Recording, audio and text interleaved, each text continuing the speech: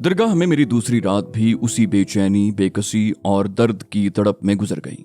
अगले दिन फिर से वही सारा मामूल जारी रहा और मौलवी खिजर मेरी राह के खिजर बने, मुझे रास्ते दिखाते और सहारा देते रहे। सच है कि अगर इन इब्तिदाई दिनों में मुझे उनका साथ हासिल ना होता तो शायद मेरे लिए दरगाह की इस सादा मगर मेरे लिए इंतहाई सख्त जिंदगी के मामूल में ढलना इतना आसान ना होता। इसी तरह 3 दिन बीत गए और जुमेरात का दिन भी आ पहुंचा। जुमेरात को तमाम ज़ायरीन दरगाह की ज़ियारत के लिए आते थे। न जाने क्यों सुबह ही से मेरा दिल हर आहट पर चौंकने और हर सरगोशी पर बुरी तरह धड़कने लगा था। यही तो वो दिन था जब वो नसीम सहर इस दरगाह के फर्श पर अपने गुलाब कदमों का बोसा देती थी। दोपहर तक तो मेरी घबराहट इस कदर बढ़ चुकी थी कि मुझे यूं लगने लगा कि जैसे मेरा दिल अभी मेरे सीने का पिंजरा तोड़कर बाहर आ गिरेगा। और फिर 4 बजे के करीब अचानक ही वो ठंडी सी पुरवाई चली जो मेरी रूह तक को सरशार कर देती थी। मैंने घबरा कर नजरें उठाईं तो वो मारुख उसी शान से चलती हुई दरगाह के सहन में दाखिल हो रही थी। साथ ही हस्बे मामूल उसकी माँ और 2 कदम पीछे उसकी खादिमा भी आहिस्ता आहिस्ता कदम उठाती आ रही थी। उसने दरगाह के दरवाजे के करीब सफाई करते जाहिर से कुछ पूछा, शायद अब्दुल्लाह के बारे में इस्तफसार किया हूँ। जाहिर ने जवाब में मेरी तरफ उंगली उठाकर इशारा कर दिया। मैं उस वक्त दरगाह के मरकजी सहन में दरवाजे से बहुत दूर बैठा हुआ था, लेकिन जब ज़ाहरा ने पलट कर मेरी तरफ देखा तो इतनी दूर से भी उसकी हैरत आमेज निगाहों की तपिश से मुझे अपना पूरा वजूद पिघलता हुआ महसूस हुआ। उसकी मुझ पर नजर पड़ी और ये मेरी तकदीर की वो पहली नजर थी जिसका वक्फा शायद सबसे लंबा था। ज़ाहरा ने जिंदगी में पहली बार इतनी देर तक मेरी जानिब देखा। शायद वो हैरत और सदमे की वजह से अपनी नजर मुझसे हटा नहीं पाई थी, लेकिन मैंने अपनी जिंदगी के उन चंद लम्हों को कुछ इसी तरह जिया कि फिर किसी और सांस की जरूरत ही बाकी नहीं रह गई। किसी के लिए फना हो जाने का इससे बेहतर मौका और क्या हो सकता है कि उसके दिलबर की निगाह उस पर टिकी हो और वो अपनी जान उस जाने आफरीन के सुपुर्द कर दे। कुछ देर तक ज़ाहरा मुझे और मैं उसे देखता रहा। फिर जैसे उसे कुछ ख्याल आया और उसने अपनी नजरें झुका ली। मुझे यूं लगा जैसे बहुत घनी और काली घटा के साए के बाद अचानक ही बेहद तेज और चुभन वाली धूप निकल आई हो। ज़ाहरा की माँ की नजर भी मुझ पर पड़ी और उन्हें भी अपनी बेटी जैसा ही शदीद हैरत का झटका लगा। वो तेज कदमों से मेरी तरफ खींची चली आईं। ज़ाहरा और खादिमा अपनी जगह पर खड़े रह गए। उन्होंने आते ही मेरे सलाम का जवाब दिया और जल्दी से मेरे सर पर हाथ फेर कर मेरे चेहरे को यूं टटोला जैसे वो मेरे होने का यकीन करना चाहती हूँ। फिर बहुत देर के बाद उनके होंठों से कुछ टूटे अल्फाज अदा हुए। साहिर बेटा, तुम यहाँ? मेरा मतलब है अपना घर बार छोड़कर इस तरह, लेकिन क्यों? शायद उन्हें खुद भी समझ नहीं आ रहा था कि वो क्या कहना चाह रही हैं। मैंने उन्हें इस सदमे से निकालने के लिए खुद ही बात जोड़ने की कोशिश की। कहा, जी, मैंने सोचा कि कुछ दिन जिंदगी का ये रुख भी देख लिया जाए तो क्या हर्ज है। और हाँ, लोग मुझे यहाँ अब्दुल्लाह के नाम से जानते हैं। साहिर अब मेरा पुराना नाम है। अनजाने में मेरे मुंह से एक ऐसी बात निकल गई जो उन्हें कुछ देर से पता चलती तो बेहतर होता। मेरे मुंह से मेरा नाम सुनकर तो वो जैसे बिल्कुल ही ढह गईं और वहीं दरगाह के सहन के फर्श पर बैठ गईं। मैंने जल्दी से उन्हें करीबी खड़े से पानी का एक गिलास निकाल कर पेश किया और तसल्ली दी और कहा, आप अपने जहन पर कोई बोझ न लें। ये रास्ता मैंने खुद अपनी मर्जी से इख्तियार किया है, बिना किसी जबर के। बस आप मेरे लिए दुआ कीजिएगा। मैं वहां से उठकर अपने हुजरे की जानिब चला आया क्योंकि कुछ ही देर में नजर व न्याज का सिलसिला शुरू होने वाला था।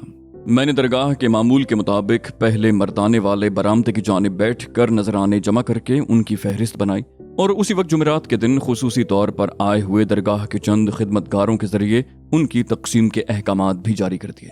फिर मैं हुजरे में बनी उस खिड़की में आ बैठा जो दरगाह के पिछले बरामदे में खुलती थी और जुमेरात के दिन खुसूसी तौर पर जनाने के लिए इस्तेमाल होती थी। कुछ ही देर में खवातीन की आमद भी शुरू हो गई जो अपनी नज़र और सदका वगैरह उस छोटी सी खिड़की से अंदर बढ़ाकर अपने मुख्तलिफ नौ अक़साम के मसाइल के हल के लिए दुआ की दरख्वास्त करती और दुआ के बाद उठकर यूं मुतमईन होकर चली जाती जैसे इस दुआ के बाद वाकई उनके सब मसाइल एकदम हल ही तो हो जाएंगे। और फिर कुछ ही देर के बाद उसी मुतरन्नम आवाज ने धीरे से सलाम किया। वही आवाज जिसे मैं दुनिया की अरबों आवाजों में भी बिना एक पल जाया किए शनाख्त कर सकता था। मेरी आवाज गले में अटकने सी लगी और मुझसे ठीक तरह से जवाब भी नहीं दिया गया। कुछ देर दूसरी जानिब भी खामोशी छाई रही। फिर वो धीरे से बोली, ये आप क्या कर रहे हैं? खुदा के लिए अपनी जिद छोड़ दें।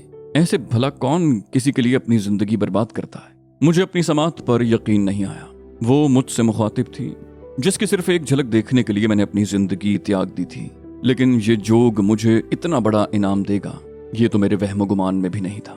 میں تو صرف اس کی آواز سننے کے لیے ایسے جانے کتنے جنم اس درگاہ پر تیاگنے کے لیے تیار تھا، اور اسے صرف میری اسی ایک حقیر زندگی کی فکر لگی ہوئی تھی۔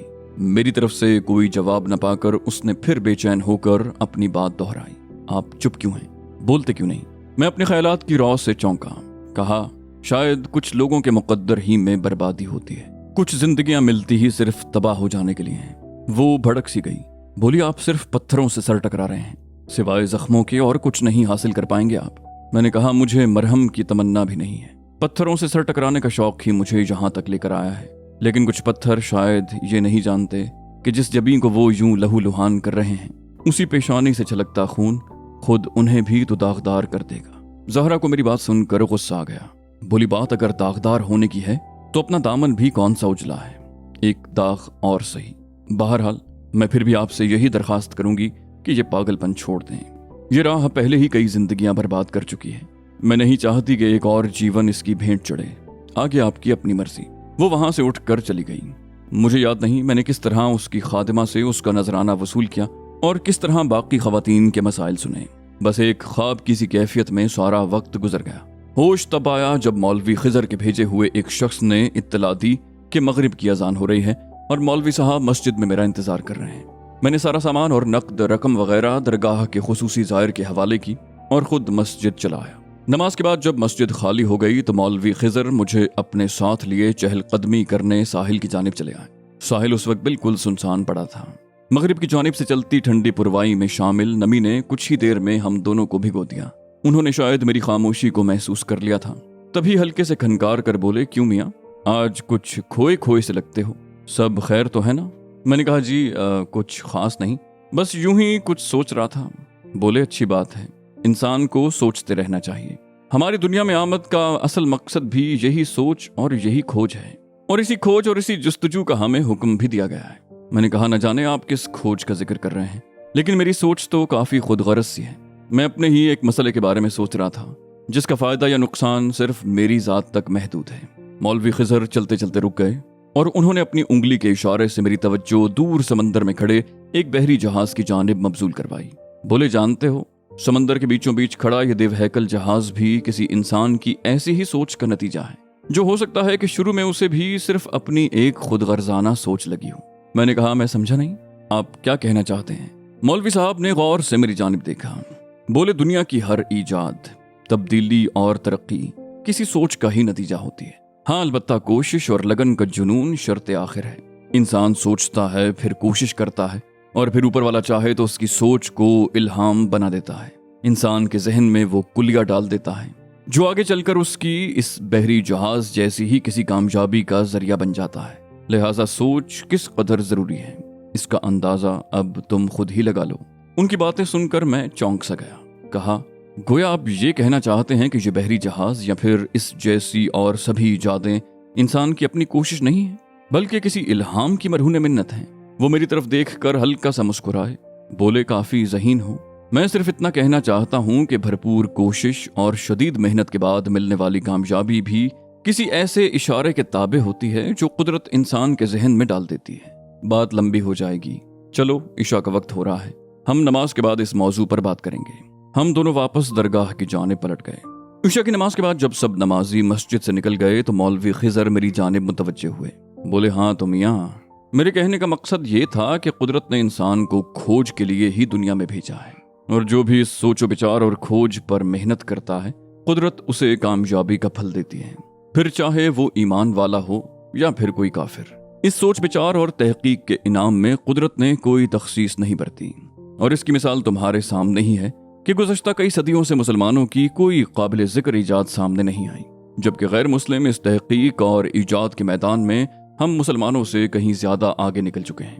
لیکن یہ بات طے ہے کہ چاہے مسلم ہو یا غیر مسلم، شدید محنت کے بعد کامیابی کا یہ فارمولہ قدرت کسی الہام ہی سے ان کے ذہنوں میں منتقل کرتی ہے، جسے ہم کمزور انسان اپنی محنت کا ثمر جان کر فخر سے اتراتے پھرتے ہیں۔ اس کے لیے ایک چھوٹی سی مثال دیتا ہوں تمہیں۔ کیا نام تھا اس سائنسدان کا؟ ہاں، نیوٹن۔ کیا تم سمجھتے ہو کہ اسے خاص اس لمحے جب وہ سیب گرنے والا تھا اس درخت کے نیچے از خود پہنچ جانا چاہیے تھا؟ اور کیا اس کے ذہن میں یہ خیال خود اپنے طور پر ہی آ گیا ہوگا کہ یہ سیب زمین کی طرف کیوں آیا؟ اور پھر یہی خیال اس کے آس پاس کے لوگوں یا پھر اس سے پہلے کسی اور کے ذہن میں کیوں نہیں آیا؟ اور اگر کبھی آیا بھی تو اس نے اس کی تحقیق کیوں نہ کی؟ کیا یہ سب باتیں اسے نیوٹن کا الہام ثابت نہیں کرتی؟ اور پھر صرف کشش ثقل ہی کی کیا بات ہے؟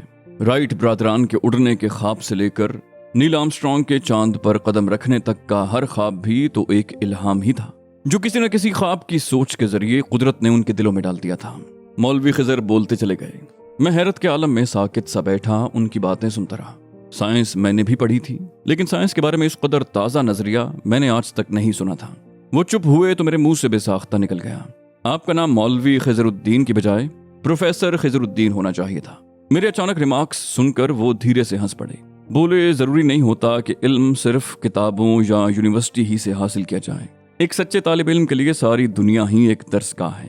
ویسے کہنے کو میں نے برائے نام کچھ عرصہ فزکس کی ڈگری لینے کے بعد پروفیسر شپ بھی کی ہے ایک بڑی یونیورسٹی میں، لیکن سب رائے گاہ ہی گیا۔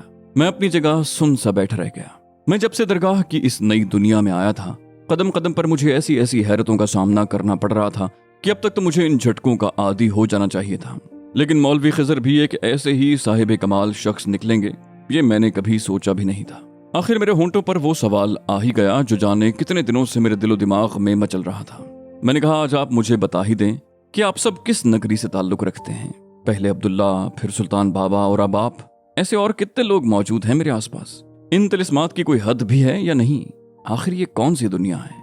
وہ بولے ایسی کوئی بات نہیں ہے، ہم سب بھی اسی نگری کے ہیں جہاں تم بستے ہو، بس ہم نے راستہ ذرا مختلف اختیار کیا ہے، منزل ہماری بھی وہی ہے جو باقی سب کی ہے۔ میں نے کہا لیکن کوئی تو بات ہوگی جو آپ سب اتنا پڑھنے کے بعد اپنی اپنی فیلڈز چھوڑ کر اس راستے پر نکل پڑے ہیں، کوئی تو کشش ہوگی اس دنیا کی۔ وہ بولے کشش صرف تحقیق اور جستجو کی ہے، آخر ہمیں دنیا میں بھیجے جانے کا مقصد صرف روزگار کمانا اور بچے پیدا کرنا تو نہیں ہو سکتا نا، لیکن افسوس کہ ہم انہی جھمیلوں میں پڑھ کر اپنا سارا جیون ضائع کر دیتے ہیں۔ ہماری ظاہری دنیا کے آس پاس اور بھی ایسے کئی جہاں ہیں جنہیں کھوجنے کی ضرورت ہے، ہم غیروں پر تکیہ کیے ہی کیوں بیٹھے ہیں، جبکہ یہ سارا علم تو مومن کی معراج ہے۔ مولوی خضر رات گئے تک مجھے تحقیق اور جستجو کی افادیت پر لیکچر دیتے رہے۔ مجھے ان کی سبھی باتیں سمجھ تو نہیں آئیں، لیکن ایک بات کا یقین پوری طرح ہو چکا تھا کہ ہمارے آس پاس ایک نظر نہ آنے والا غیر مرئی نظام بھی پوری طرح متحرک اور کاربند ہے، جس کا دائرہ کار وہاں سے شروع ہوتا ہے جہاں ہمارا یہ ظاہری نظام ختم ہو جاتا ہے۔ لیکن اس ماورائی دنیا سے میرا پورا تعارف ہونا ابھی باقی تھا۔ میں رات بہت دیر سے مولوی خضر کے حجرے سے نکل کر درگاہ لوٹا، ایک عجیب سی بے چینی محسوس کر رہا تھا، جیسے کچھ ہونے والا ہو۔ میرا اپنے کمرے میں جا کر سونے کو من نہیں ہوا تو میں وہیں صحن میں ہاتھوں کا تکیہ بنا کر کچھ دیر کمر ٹکانے کے لیے لیٹ گیا، اور پھر رات کے نہ جانے کس پہر میری آنکھ ذرا سی لگی ہی تھی کہ اچانک مجھے اپنے آس پاس وہی ٹھنڈی سی پروائی چلتی محسوس ہوئی۔ ہاں، وہی سکون آمیز سی ٹھنڈک کا احساس جو ہر مرتبہ میرے سراپے کو اس وقت گھیر لیتا جب کبھی میرا زہرا سے آمنا سامنا ہوتا تھا۔ مجھے جیسے ہی اس احساس نے چھوا، میں نے گھبرا کر جھٹ سے آنکھیں کھول دیں اور اٹھ بیٹھا۔ کچھ دیر تو مجھے سمجھ ہی نہ آیا کہ ہوا کیا ہے۔ پھر ایک ہلکی سی آہٹ ہوئی اور میں نے چونک کر درگاہ کے دروازے کی جانب دیکھا۔ دروازے کے بیچوں بیچ زہرا کھڑی تھی۔